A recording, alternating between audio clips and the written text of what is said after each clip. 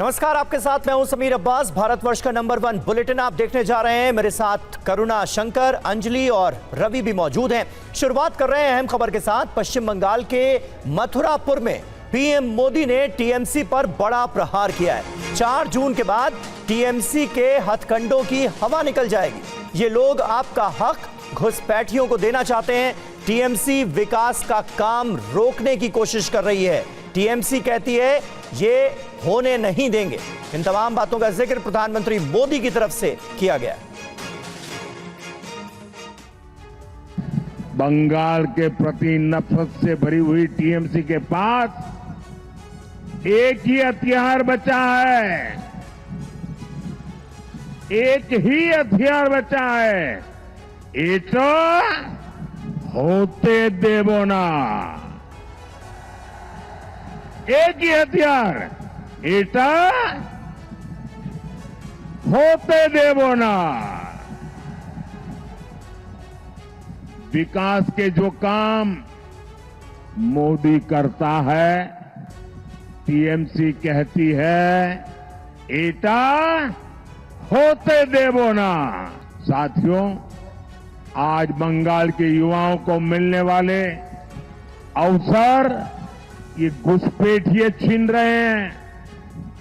आपकी जमीन जायदाद पर वो लोग कब्जा कर रहे हैं। पश्चिम बंगाल के मथुरापुर में पीएम मोदी ने आज विपक्ष पर जमकर प्रहार किया। परिवारवाद ने युवाओं के सपनों को कुचला है। पीएम मोदी ने कहा, परिवारवाद ने 5 पीढ़ियों को तबाह कर दिया था। आज दुनिया में भारत का डंका बज रहा है। परिवारवाद की राजनीति ने करोड़ों करोड़ युवाओं के सपने मार दिए थे। 5 पीढ़ी को आजाद हिंदुस्तान में तबाह कर दिया गया।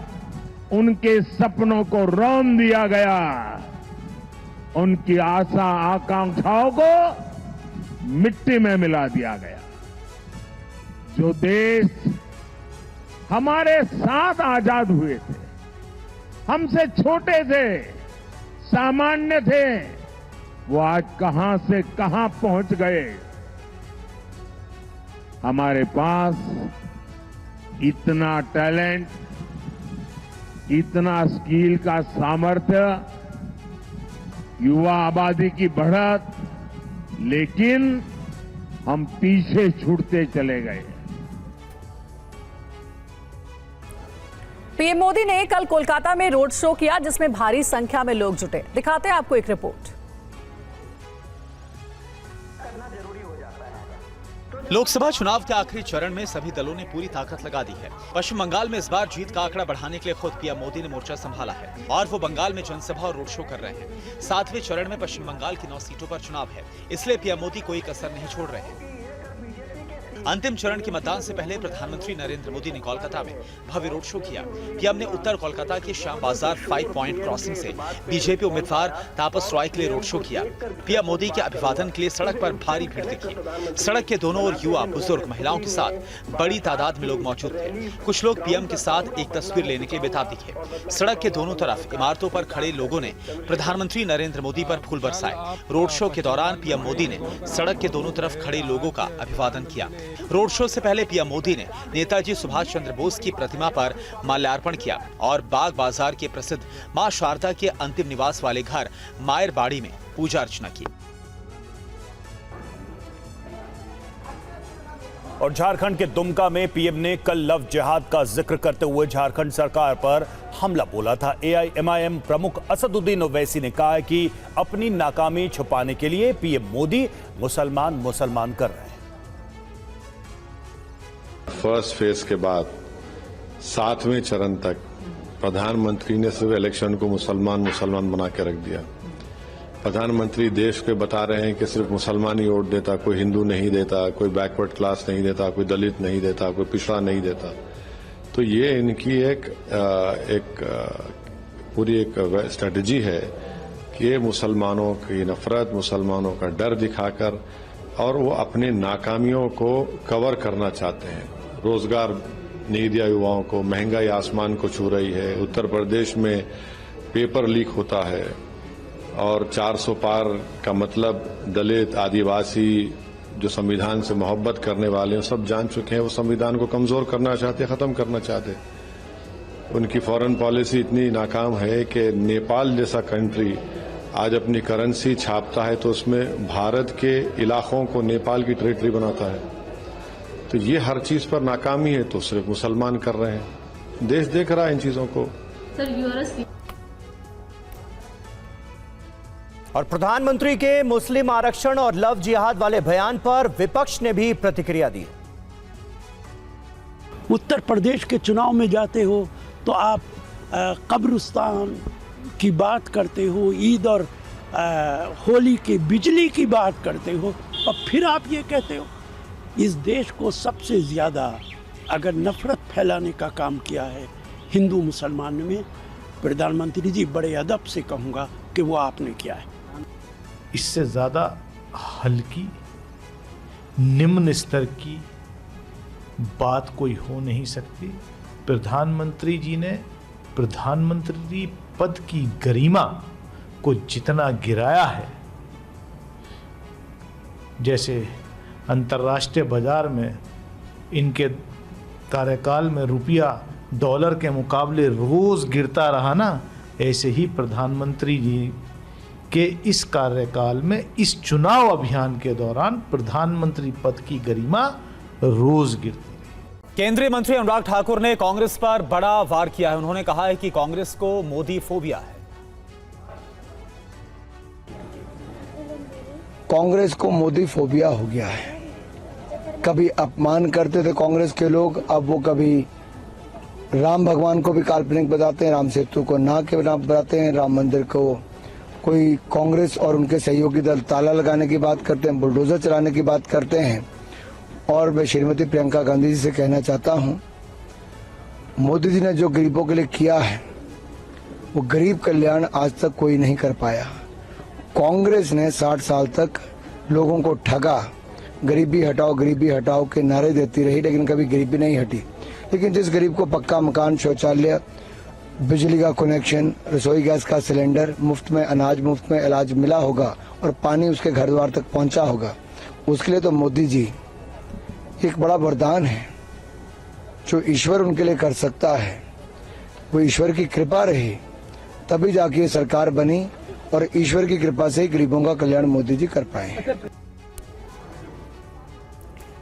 TV9 भारतवर्ष से खास बातचीत में अमित शाह ने कहा है कि जब तक बीजेपी का एक भी सांसद संसद में है, हम आरक्षण को हाथ नहीं लगाने देंगे। आरक्षण पर उन्होंने और क्या कहा, आइए सुनते हैं। बड़ा सवाल जो अब सबके सामने रखा जा रहा है वो ये है कि जैसे ही 400 पार हुआ उसके बाद ये लोग संविधान बदल देंगे, ये चीजें बदल देंगे। कांग्रेस बार बार कह रही है, आप लोगों के ऊपर आरोप लगा है। उनके पास कोई एजेंडा नहीं है। संविधान बदलने की ताकत इस देश की जनता ने 2014 से नरेंद्र मोदी जी को दी है। इसके लिए 400 पार नहीं चाहिए। उनको संविधान की बदलने की प्रक्रिया भी मालूम नहीं है। और अब आप आधा अधूरा पूछते हो, मैं पूरा कर देता हूं। वो आरक्षण के रेफरेंस में ही कह रहे हैं कि आरक्षण छीन लेंगे, भारतीय जनता पार्टी आरक्षण छीन लेगी। आरक्षण पर डाका डालने का काम कांग्रेस पार्टी ने किया है। हम पर तो आरोप लगा है, इन्होंने तो कर चुके हैं कर्नाटक और हैदराबाद में। और ममता बनर्जी ने बंगाल में मुसलमानों को आरक्षण देकर पिछड़ा समाज के आरक्षण पर, एससी के आरक्षण पर, एसटी के आरक्षण पर डाका डालने का काम किया है। मणिशंकर अय्यर ने के एक बयान ने कांग्रेस की परेशानी बढ़ा दी है। चीन को लेकर उन्होंने कुछ ऐसा कह दिया जिस पर बीजेपी हमलावर है और कांग्रेस सफाई देती फिर रही है। October 1962, the Chinese allegedly invaded India. Congress नेता मणिशंकर अय्यर के इस बयान के बाद सियासी उबाल है। कथित रूप से भारत पर आक्रमण की बात कहकर मणिशंकर ने एक नए विवाद को जन्म दे दिया है। अय्यर के कथित शब्दों को लेकर बीजेपी ने कड़ा एतराज जताया है। बीजेपी आईटी सेल के प्रमुख अमित मालवीय ने सोशल मीडिया पर लिखा, मणिशंकर अय्यर चीनी आक्रमण पर लीपापोती करना चाहते हैं। जिसके बाद से चीन ने 38,000 वर्ग किलोमीटर भारतीय क्षेत्र पर अवैध कब्जा कर रखा है। कांग्रेस का चीनियों के प्रति प्रेम क्या दर्शाता है? विवाद बढ़ता देख मणिशंकर अय्यर ने अपने बयान पर माफी भी मांग ली है। उन्होंने कहा कि कथित शब्द गलती से निकल गया। कांग्रेस ने अय्यर के बयान से अपने आप को किनारे कर लिया है। कांग्रेस महासचिव जयराम रमेश ने सोशल मीडिया एक्स पर पोस्ट करते हुए कहा कि अय्यर ने कथित आक्रमण शब्द का इस्तेमाल करने के लिए माफी मांगी है। कांग्रेस नेता अय्यर का विवादित बयानों से पुराना नाता रहा है। ये पहली बार नहीं है जब अय्यर ने अपने बयानों की वजह से पार्टी को मुश्किल में डाला हो। और बीजेपी ने मणिशंकर अय्यर के बयान को सेना का मनोबल तोड़ने वाला बयान बताया। कांग्रेस पार्टी के एक स्तंभ हैं, उनका बयान सामने आया है और ये बयान में मणिशंकर अय्यर कह रहे हैं इन 1962 चाइना एलिजिडली इन्वेडेड इंडिया। कथित तौर पे 1962 में, कथित तौर पर 1962 में चीन ने भारत पर आक्रमण किया। यह कोई साधारण बयान नहीं है। यह कोई बयान केवल चुनाव को देखते हुए या अपना चीन प्रेम जाहिर करने के लिए नहीं। यह तो चोट है भारत की अखंडता पर। कल यूपी के सीएम योगी आदित्यनाथ बिहार में थे। आरजेडी ने उनकी रैली को लेकर क्या कहा, आपको ये सुनाते हैं।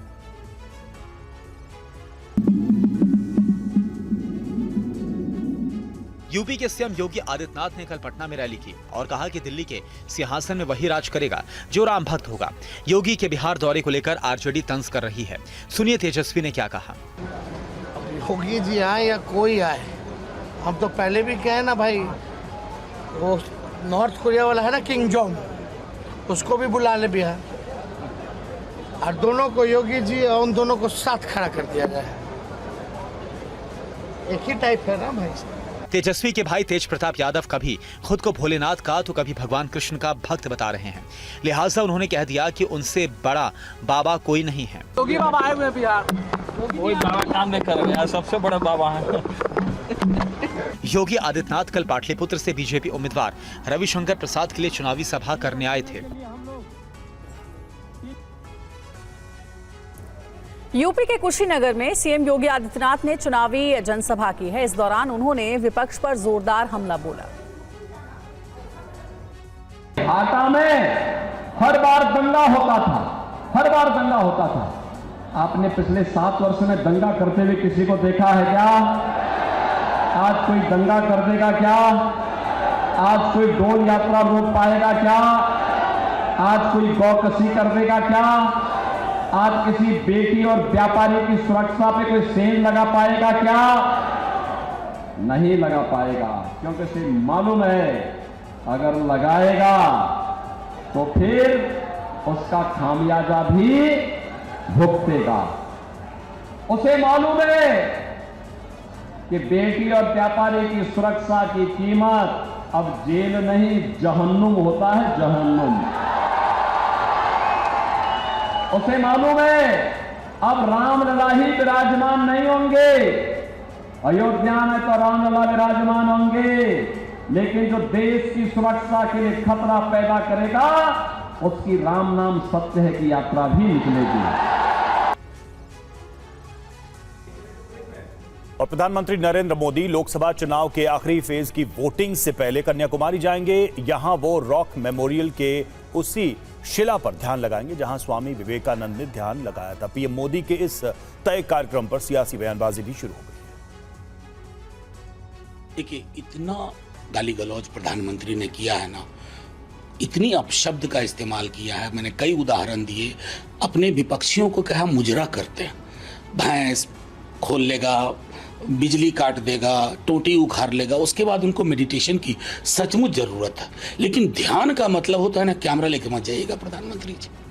ध्यान का मतलब होता है आत्मचिंतन। कैमरा लेके गए तो फिर तो कैमरा जीवी है साहब। कैमरा मुक्त मेडिटेशन करिए, तो आपको ख्याल आएगा कि बीते पूरे 7 चरण में आपने किस प्रकार की शब्दावली का इस्तेमाल किया। उसके लिए प्रायश्चित भी कर लीजिएगा उस मेडिटेशन में। प्रधानमंत्री लगातार भारतीय संस्कृति का आह्वान भी करते हैं। आपने देखा होगा अयोध्या निर्माण के समय पे जब उसका उद्घाटन हो रहा था तो 11 दिन का फास्ट रखा था उन्होंने। अनेक तीर्थ पे गए थे, नवरात्रों के अंदर फास्ट रखते हैं, पूरे देश और विश्व को मालूम पड़ता है। और सऊदी अरब के अंदर भी मंदिर का ये मंदिर का जो निर्माण चारों तरफ हो रहा है, ये इनका पीड़ा है, वो पीड़ा इनकी झलक रही है। और दिल्ली के सीएम अरविंद केजरीवाल को सुप्रीम कोर्ट से झटका लगा है। अंतरिम जमानत बढ़ाने की उनकी अर्जी नामंजूर हो गई है। 7 दिन के लिए जमानत बढ़ाने की अरविंद केजरीवाल ने इस याचिका में मांग की थी। सुप्रीम कोर्ट रजिस्ट्री ने अर्जी मंजूर नहीं की। नियमित बेल के लिए ट्रायल कोर्ट जाने को कहा। कोर्ट ने कहा अर्जी सुनवाई योग्य नहीं है। 2 जून को अब केजरीवाल को सरेंडर करना होगा।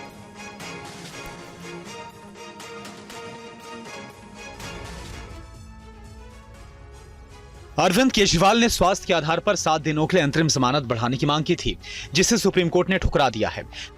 सुप्रीम कोर्ट की रजिस्ट्री ने केजरीवाल की अर्जी को स्वीकार करने से इंकार करते हुए केजरीवाल को नियमित जमानत के ट्रायल कोर्ट जाने की आजादी दी है।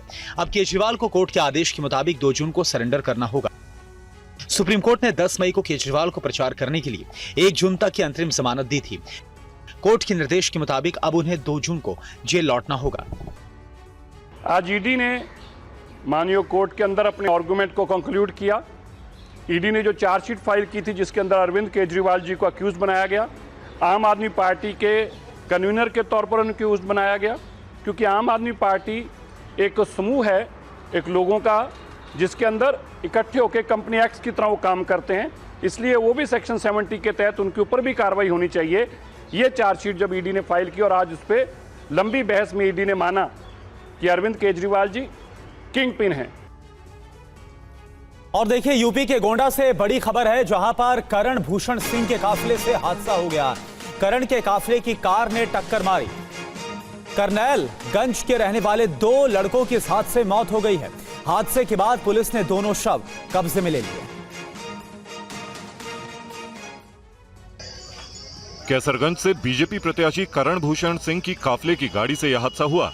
करण भूषण के काफिले में चल रही 3 गाड़ियों में से एक से हादसा हुआ है, जिस पर पुलिस एस्कॉर्ट लिखा हुआ है।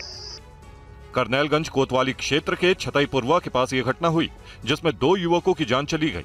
मृतक युवक में से एक की उम्र 18 साल है, जबकि दूसरे की उम्र 24 साल है। दोनों मृतक युवक करनैलगंज के रहने वाले हैं। पुलिस ने शव को अपने कब्जे में ले लिया है। मामले की जाँच की जा रही है। थाना करनैलगंज को सूचना मिली कि हुजूरपुर रोड क्रॉसिंग के पास एक फॉर्च्यूनर और मोटरसाइकिल में एक्सीडेंट हो गया। मोटरसाइकिल सवार रेहान और शहजाद नाम के 2 व्यक्ति घायल हो गए। पुलिस मौके पर तत्काल पहुंच के दोनों को CHC करनैलगंज में एडमिट कराया गया, जहां पे दोनों की मृत्यु हो गई। करण भूषण सिंह बृजभूषण शरण सिंह के बेटे हैं। पिता का टिकट कटने के बाद कैसरगंज से बीजेपी के उम्मीदवार हैं।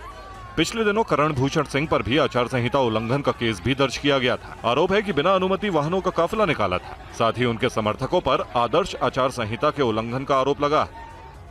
बड़ी खबर है बिहार से। बिहार के कई जिलों में गर्मी का कहर देखने को मिल रहा है। 4 जिलों में कई बच्चों की तबीयत बिगड़ गई है। शेखपुरा, बेगूसराय और मोकामा में कई बच्चे बीमार हो गए हैं। सैकड़ों बच्चे अस्पताल में भर्ती हुए। गोपालगंज में भी एक बच्ची बेहोश हो गई है। तस्वीरें आपको दिखा रहे। देखिए कई स्कूली बच्चे प्रचंड गर्मी की वजह से बेहोश हो गए, इनकी तबीयत खराब हो गई। और देखिए 4 तस्वीरें आपको दिखा रहे हैं। बिहार में गर्मी से हाहाकार मचा हुआ है। कई जिलों में दर्जनों बच्चे इसके शिकार बन रहे हैं। 4 तस्वीरें आप देखिए 4 जिलों की हैं, जहां शेखपुरा में 50 से ज्यादा बच्चे अस्पताल में भर्ती हो गए। वहीं बेगूसराय में भी दर्जनों बच्चे गर्मी की मार सह रहे हैं और इन्हें भी इलाज के लिए अस्पताल ले जाना पड़ा। बात गोपालगंज की करें तो वहां भी एक बच्ची गर्मी की वजह से बेहोश हो गई, जबकि पटना से सटे मोकामा में भी कई छात्र बीमार हो गए।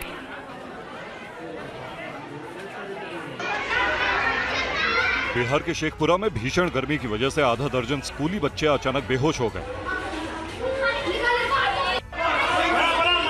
स्थानीय लोगों ने आनन फानन में सभी बच्चों को शेखपुरा के सदर अस्पताल में भर्ती करवाया, जहां चिकित्सकों की एक विशेष टीम की तरफ से बच्चों का इलाज किया जा रहा है। फिलहाल बच्चों की हालत खतरे से बाहर बताई जा रही है। दरअसल आज सुबह शेखपुरा के एरिया प्रखंड क्षेत्र के मध्य विद्यालय में प्रार्थना के दौरान यह हादसा हुआ। इस घटना को लेकर ग्रामीणों में खासा आक्रोश देखा जा रहा है। दर्जनों बच्चे माने बेहोश हो गया, गिर गया है और एम्बुलेंस बुलाने पर भी नहीं आया है। तो जब तक कुछ निर्देश नहीं मिलेगा, जब तक जाम रहेगा। वहीं स्कूल के हेडमास्टर ने कहा कि घटना के बाद कॉल करने के बाद भी बच्चों के लिए एम्बुलेंस नहीं भेजी गई। तो थोड़ी देर के बाद गार्जियन बहुत लोग आ गए, वो लोग भी अपना गए, फिर एम्बुलेंस को मैंने लगाया तो वो भी रिक्वेस्ट को रद्द कर दिया। वहीं दिल्ली में गर्मी ने 100 सालों का रिकॉर्ड तोड़ दिया। वहीं उत्तर और मध्य भारत में भीषण गर्मी ने हाहाकार मचा दिया। आज एमपी के दतिया में तापमान 48 डिग्री सेल्सियस के ऊपर दर्ज किया गया। देश भर में भीषण गर्मी इस बार सारे रिकॉर्ड तोड़ रही है। भीषण गर्मी से लोगों की जान जाने का सिलसिला अभी भी जारी है। देश में 17 स्थानों पर पारा 48 डिग्री के पार जा पहुंचा है। वहीं दिल्ली में भी हालात बेहद खराब हैं। दिल्ली में तापमान 49.9 डिग्री तक पहुंच चुका है। दिल्ली में आज भी गर्मी का रेड अलर्ट है। बिहार के औरंगाबाद डेहरी में पारा 47 डिग्री को छू चुका है। दिल्ली में अगले 3 दिनों तक गर्मी से राहत की उम्मीद नहीं है। 2-3 जून को दिल्ली में बारिश हो सकती है। जम्मू के लगभग सभी इलाकों में अधिकतम तापमान 44 डिग्री के पार बना हुआ है और सड़कों पर पानी का छिड़काव कराया जा रहा है। जम्मू कश्मीर के कठुआ में तापमान 46 डिग्री तक पहुंचने से लोग बेहाल हैं। यहाँ के अधिकतर गांव इस भीषण गर्मी के बीच पानी की कमी से जूझ रहे हैं। उत्तराखंड के जंगलों में भी जल संकट गहरा गया है। हरिद्वार में जानवरों के लिए पानी का इंतजाम किया जा रहा है। वहीं यूपी के अलीगढ़ में गर्मी में खेत में खड़ी फसल सूखने लगी है। फसलों को बचाने के लिए किसानों को बारिश का इंतजार है। और ताजा खबर है, गर्मी को देखते हुए दिल्ली के एलजी का आदेश, मजदूरों को 12 से 3 बजे तक सवेतन छुट्टी का आदेश दिया गया है। समर हीट एक्शन प्लान पर चर्चा न होने की भी आलोचना की गई है उनकी तरफ से। मजदूरों के लिए नारियल पानी की व्यवस्था की जाए, ये निर्देश भी एलजी ने दिए हैं। बस स्टैंड पर घड़ों में पानी रखने का निर्देश भी जारी किया गया है।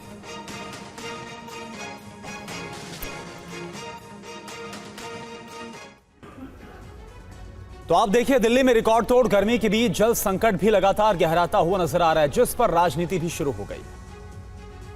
जिसके पास पर्याप्त सप्लाई आ रही है उसको वो वेस्टफुली इस्तेमाल ना करें। कृपया करके अपनी गाड़ियों को खुली पाइप से ना धोएं। कहीं पर भी पानी की सप्लाई को, पानी को गाड़ियां धोने के लिए यूज ना किया जाए।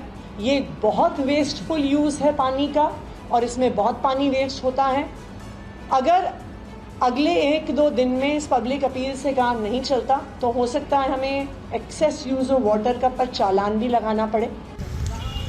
अप्रैल के महीने से पता चल गया था कि इस बार भीषण गर्मी पड़ने वाली है और ये गर्मी लंबी चलने वाली है। और आज दिल्ली में जो पानी का संकट है, जो भीषण गर्मी है, मैं दिल्ली सरकार से एक सवाल पूछना चाहता हूँ, समर एक्शन प्लान पे काम क्यों नहीं किया? जो बैठक समर एक्शन प्लान की मार्च के अंत में हो जाती थी हर बार, इस बार क्यों नहीं हुई? क्यों दिल्ली में पानी की कमी हो, इसके लिए पहले से उपाय क्यों नहीं किए? पूरे अप्रैल महीने और मई में पूरी आम आदमी पार्टी की सरकार सिर्फ राजनीतिक ड्रामेबाजी में लगी रही। और वहीं राजस्थान की बात करें तो राजस्थान में पारा 50 डिग्री के ऊपर पहुंच चुका है। प्रदेश के 10 जिलों में हीट वेव का रेड अलर्ट है। राजस्थान में लू से कई लोगों की मौत हो चुकी है। अगले 2 दिनों तक गर्मी से राहत के आसार नहीं है।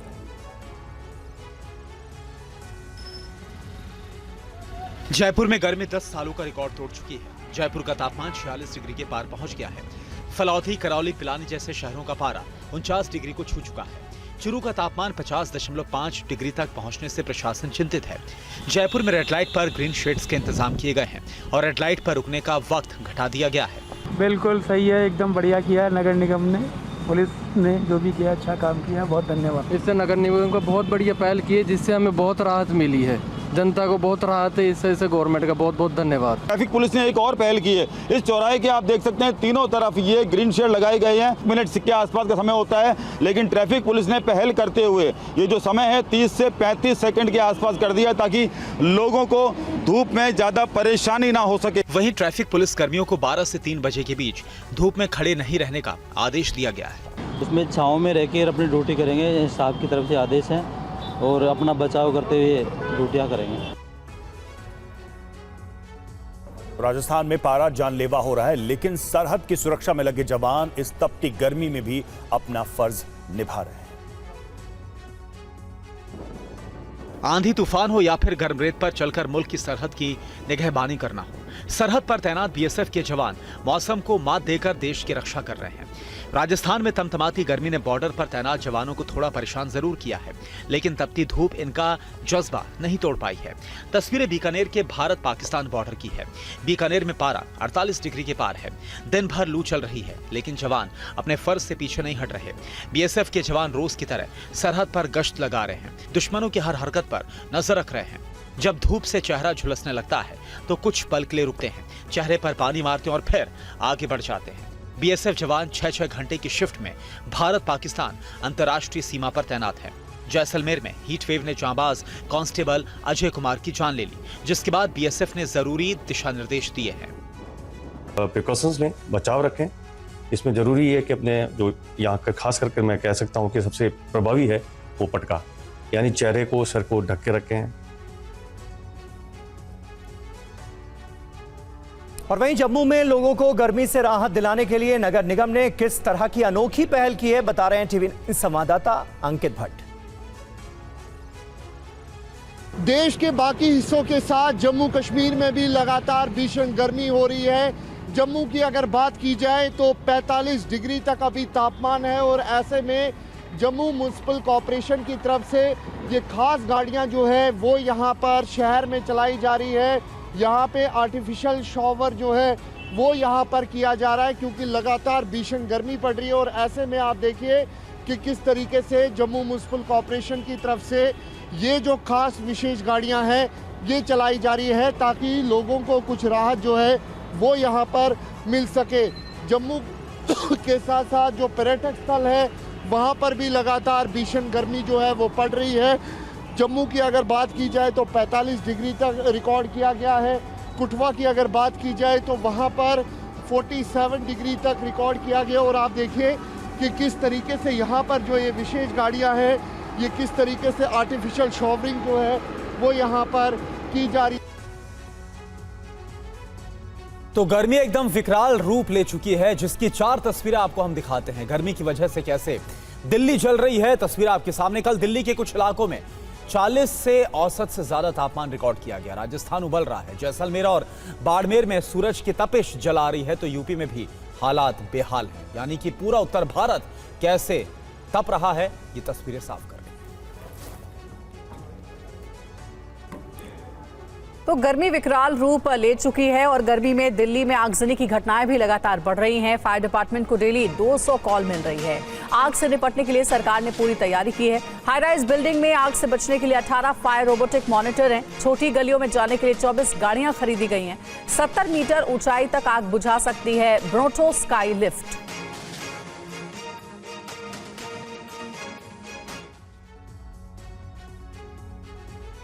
और जहां पर इंसान की जान को खतरा है या आग बहुत बड़ी है, इंसान अंदर नहीं जा सकता, वहां पर रोबोटिक मॉनिटर का इस्तेमाल किया जाता है। कैसे ये रोबोटिक मॉनिटर काम करते हैं, बता रहे संवाददाता पुनीत शर्मा।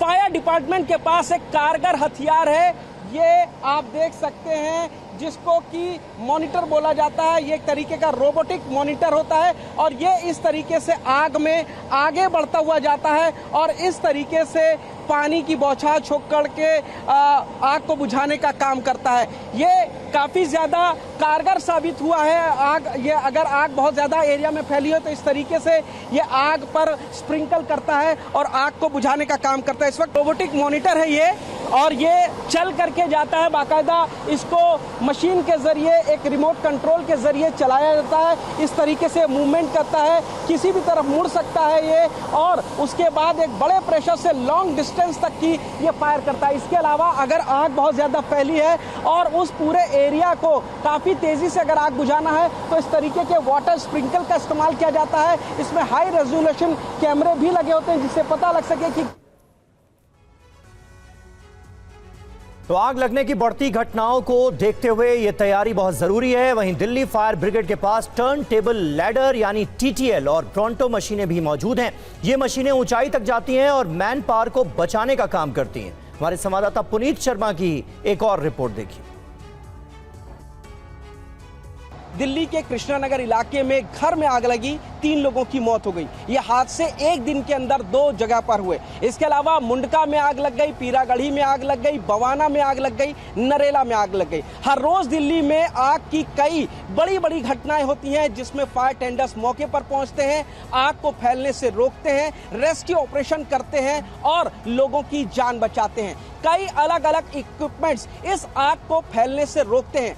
रोजाना तकरीबन 150 से ज्यादा फायर की कॉल इस वक्त गर्मी में फायर डिपार्टमेंट के पास आती है, जहां पर रेस्पॉन्स करना होता है फायर टीम को। ऐसे में काफी ज्यादा मुश्किल भरा, जोखिम भरा और काफी ज्यादा चैलेंजिंग काम होता है फायर डिपार्टमेंट के लिए कि आग को बुझा सकें और लोगों की जान बचा सकें। और इस तरह के जो इक्विपमेंट्स होते हैं फायर के पास, वो काफी ज्यादा कारगर होते हैं कि अगर कोई बड़ी आग लगी हुई है, हाई राइज बिल्डिंग में आग लगी हुई है, तो उसको बुझाया जा सके।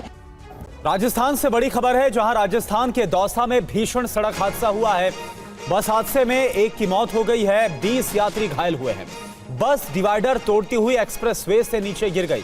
यह तस्वीर आप देखिए किस तरह से यह हादसा हुआ है। यह हादसा कैप्चर हुआ है, हरिद्वार से जयपुर जा रही थी बस, तभी कैसे ये बस बेकाबू होती है, डिवाइडर तोड़ते हुए इसके बाद आगे ये गहरे गड्ढे में जाकर गिरी है। दिल्ली मुंबई एक्सप्रेसवे पर यह हादसा हुआ है।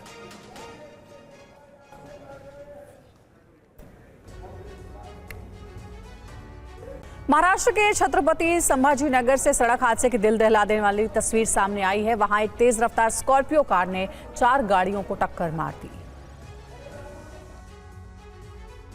रफ्तार के कहर की तस्वीर जिस किसी ने भी देखी दहल गया।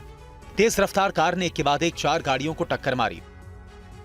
तस्वीरें संभाजीनगर जलगांव रोड पर स्थित माणिक नगर की है। तस्वीरों में आप देख सकते हैं कि एक स्कॉर्पियो कार बेकाबू होकर दूसरी तरफ से आ रही कार को टक्कर मार देती है।